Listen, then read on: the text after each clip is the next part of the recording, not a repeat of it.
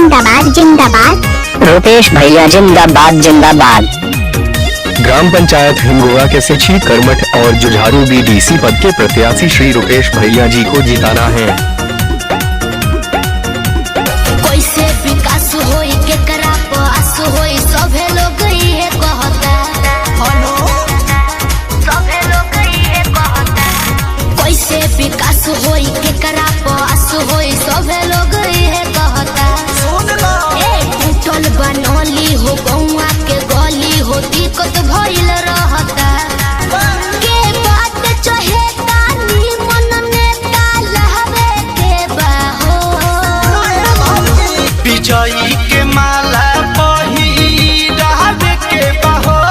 भैया के बीडीसी बनावे के बहो।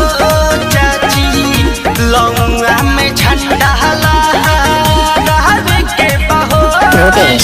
भैया के बीडीसी बनावे के बहो। ग्राम पंचायत हिंगोवा के सिची करमठ और जुझारू बीडीसी पद के प्रत्याशी श्री रुपेश भैया जी को जिताना है।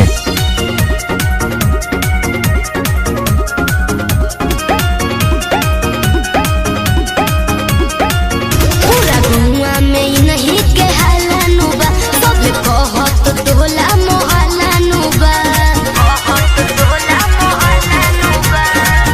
ई नहीं बाबा के विश्वास होई पंचायत के विकास। गौवा में नहीं के हालानु बा। सब कहत टोला मोहल्लानु बा। बीत जाए तो 20 चुनाव कैस में लावे के बाहो।